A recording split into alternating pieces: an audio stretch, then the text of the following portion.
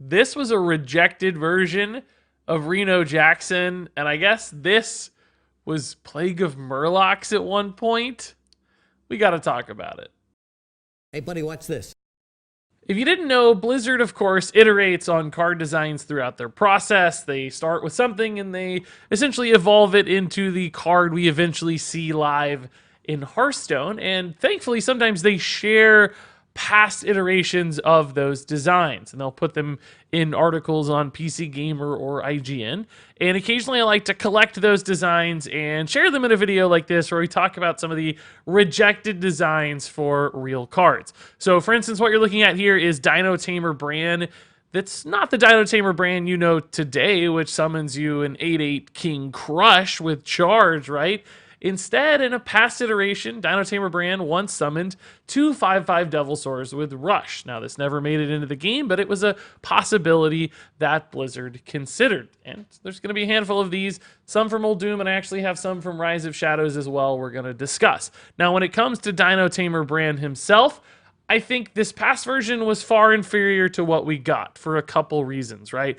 Namely, fantasy theme story. It feels really good to get King Crush into the game. It's this big, awesome legendary that you might remember from years past in Hearthstone when you first got the game. You're like, oh my god, that looks so cool, a charging 8/8 dinosaur. It has this great entrance animation, but you rarely ever saw it in the game. Like, nobody's playing King Crush in decks. Two 5/5 Devil Swords with Rush just don't feel all that exciting, right? Perhaps a little bit more awkward to deal with than King Crush, but also not quite as much raw pressure or instant kill potential, which is really what Hunter's all about at the end of the day, right? It's smork. It's hitting face, and the 8 damage from King Crush provides that, whereas this would be a little bit more of a mid-rangey slow play.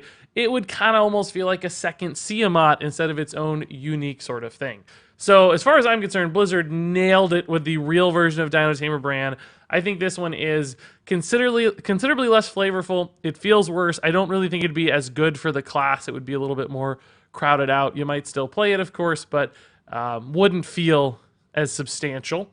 So all in all, great change here. I'm glad this one did not make it into the game. So next up here, let's take a look at, we've got actually a handful of different versions of Reno the Relicologist that we're going to talk about here. And of course, this artwork, you're going to be like, wait a minute, that's not Reno. Clearly, this was some temp art before they had the final art for Reno. So you can see how far back in the process a card like this existed. And Blizzard, of course, just shared these images in the articles as they were at the time of their development. So this version of Reno, still for Mage, still a no duplicate card. That was all pretty locked in, apparently. But this one was a 10 mana 7/7. And instead of dealing 10 damage randomly split among minions, which we see for Reno today, this one would cast 10 random Mage spells at enemies. So it sounds like they kind of took Yogg's Puzzle Box, a card that actually did make it into Mage for the final version of the game, and maybe they had attached it to a body with Reno Jackson instead, which I'll admit sounds pretty cool. Like, if a Gatling wand is going to go off, it does seem like maybe it would just shoot some random spells out. In fact, I think I may have even designed a custom card before the expansion that captured an idea fairly similar to this one. So there is one noteworthy change, though, here from Yogg's Puzzle Box, which says that it would have cast these spells at enemies, which I think means this card is like totally ridiculous, because Polymorph always hits an enemy target. Fireballs, Frostbolts, Pyroblasts always hit enemy targets. Of course, Secrets and Flame Strikes don't really change how those operate much anyway. There are still some potential backsides, like downsides, drawing too many cards and stuff. Like, you could burn some cards off like 5 straight Arcane Intellects, etc. So, but nonetheless, this would be a much more directionally satisfying card than Yogg's Puzzle Box, which has 2 different problems, right? One, it's not just mage spells, so there's all kinds of, right now, like astral communions and stuff, and Myra's unstable element that can really cause you some problems. But beyond that, it's always going in the right direction as well. So outside of perhaps Conjurer's Calling, most of your spells are going to do what you want them to do because they're targeting enemies instead of allied minions. And I think that means this card would have been really, really powerful as a ginormous late game swing, maybe too good. I think Reno, where it's at right now, is still a very powerful swing card, but it feels more relevant in the mid game than perhaps a 10 mana card might, because it's just waiting forever and ever to be played. Beyond that, it's still at a healthy range. I think this one could probably steal too many games outright, particularly if your opponent didn't have like minions, you might just get a couple random pyroblasts hitting their face. So I'm sure they dialed this one back on a power level standpoint, which is probably a good decision. So for the next version of Reno they shared, this one's a 6 mana 5/5. And the battle cry reads, if your deck has no duplicates, shoot 3 spells from Reno's Gatling Wand. Now, I'll be honest, I don't know exactly what that means. This card text is not very clear. I don't know if that means 3 random spells, so kind of like our previous option, but maybe it's just 3 instead of 10, and that's fine because it's a 6 mana card. I don't know if that means 3 spells from your hand. That seems like it would utilize a lot of resources, but at the same time would save you a lot of tempo, and you can maybe control which cards those are. I don't know, maybe they'd even be like unique Gatling Wand style spells, but that's not clearly laid out in the card text here, which might be a reason an idea like this didn't really go through just because of a lack of clarity. I think this probably meant just like 3 random spells, even if it doesn't say that. Maybe it never got like the kind of final pass on its wording. So that would be pretty weak, I think, really, even though it's a mid-game mini puzzle box, mini previous Reno kind of effect. Random spells for mage on average are kind of weak, and only having 3 means you're not likely to get some of those really big, impactful ones, unlike our previous card where you're likely to get some of the meaty, more expensive spells just because there's so many more iterations and options. So this one to me just looks a little uninspiring, a little weak, although it does pull in the Gatling Wand, which is a cool idea. I think the final version of the card captures that really nicely as well, particularly with the animation. And what that means is this one is, I'm glad it got left behind. So then finally here, the last version of Reno they shared. I think this one's probably the least inspiring of all 3. It's a 7 mana 4/6, and you discover 3 spells this time around. So a much slower effect here. It's not impacting the board. It's not a swing card at all. I don't really know how that feels like the Gatling Wand. Maybe it's more about assembling the Gatling Wand than firing it, which just doesn't sound fun. It doesn't seem cool. It doesn't reflect the artwork we got for Reno. And at the end of the day, I think the power level on this is actually pretty low. Like, yes, of course, generating cards is amazing, but for 7 mana, without having taunt, you're passing up a lot of tempo. It takes a long time for those spells to actually make an impact. So this one seems like the weakest of all 3 to me and the least exciting. I hope this one got cut pretty soon because I don't really think this card is even close to what Reno should have been, and the final version we got is much, much better there. So now moving on to Plague of Frogs. This is kind of crazy for a couple reasons, right? So the plagues as we know them today, including Plague of Murlocs, Shaman's real plague, all affect the entire board, or well, at least they were supposed to. Rogue's Plague got changed, I guess, and doesn't actually affect the entire board, but that's the design theory behind the eventual plagues anyway. Whereas this plague must have come very early in the process because it doesn't affect the entire board at all. It just affects a single minion. And essentially it is just a hex. It's a 0 mana hex. It's the exact same effect as hex, but you lose 2 mana crystals when you cast it. So that's not just like overload. That means you lose those crystals permanently. So it sets your total mana back by 2. So playing this in the early game could be incredibly punishing, right?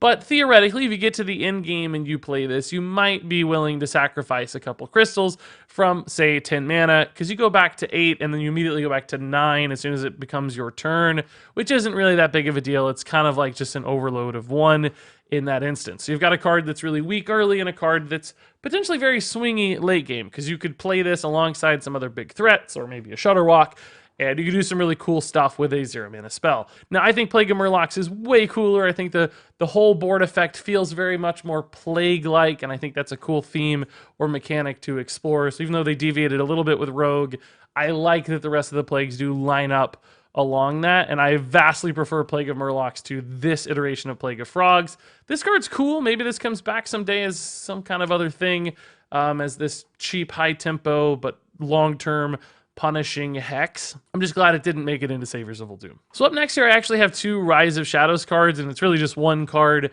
Batterhead. There weren't a lot of these revealed during the Rise of Shadows period, so I didn't have enough to make a whole video. I wanted to kind of attach them here to make a better video, but this is a different version of Batterhead, a Batterhead that didn't quite make the cut. The cost and stat line are the same, still has Rush, but the effect is a little bit different. In this case, the Batterhead just has to attack. It doesn't actually have to attack and kill a minion, which is the case with Batterhead now. What that means is this Batterhead could, for instance, kill something with like 6 health on its own. Right now, if you play a Batterhead against something with 6 health, it can attack once and then it doesn't get to go again. And it's kind of just sad. But this could kill like a 3/6 very efficiently.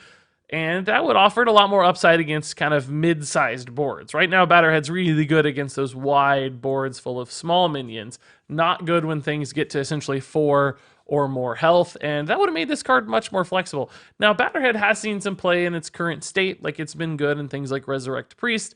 There are a handful of decks that can use that kind of effect, but I think this version would have been fine too, to be honest. This would have made the card interesting for a handful of more decks, and it just would have made it better in those instances. So I would have personally been kind of fine with this.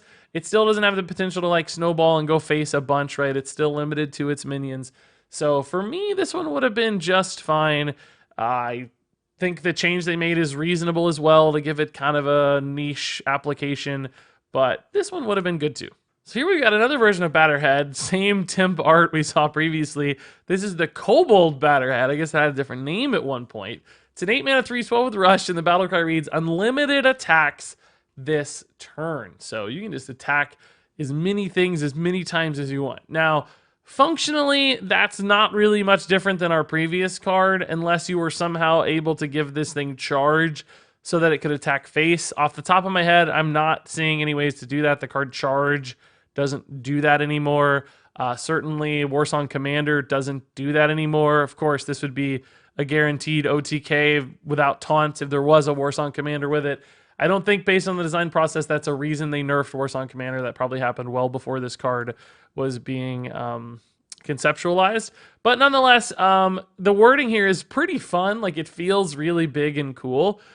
Maybe there's some way to break this. I don't really know exactly. It doesn't feel like there is to me. If you can think of a way that this breaks the game somehow out there in chat, let me know. Maybe that's why Blizzard avoided this one, or maybe there's a card coming that could make this break the game. It is a much more kind of terrifying effect than our previous card, even though functionally they end up doing about the same thing, because this can't attack face.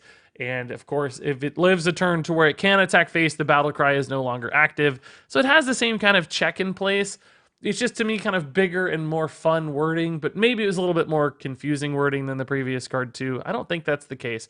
So I'm curious why the difference between these two styles of wording on these cards, but nonetheless, an interesting look at how Blizzard starts to formulate these ideas. It certainly seems like this one came first in the process, then they moved it to the previous version we saw, and then eventually moved it to the final version of the card we saw.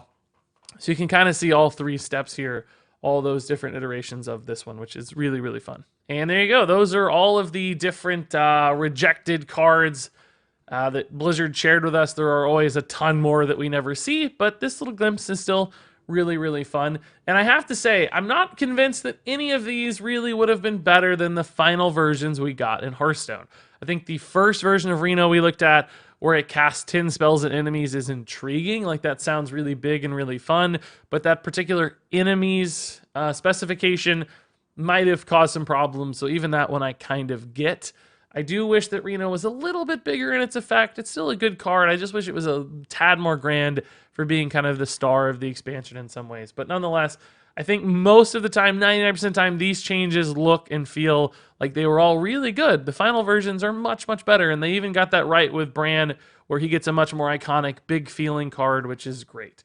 So I'm not saying cards are perfect. There's a lot of cards in Hearthstone whose designs leave me with some questions and some thoughts. But as far as these are concerned, it was really nice to see a positive trend where all these cards eventually ended up. That's really, really hopeful in a way that Blizzard's got some great design processes happening behind the scenes for the most part.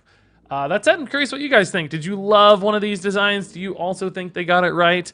Share those thoughts in the comments below. But until then, thanks much for watching, and until next time, game on.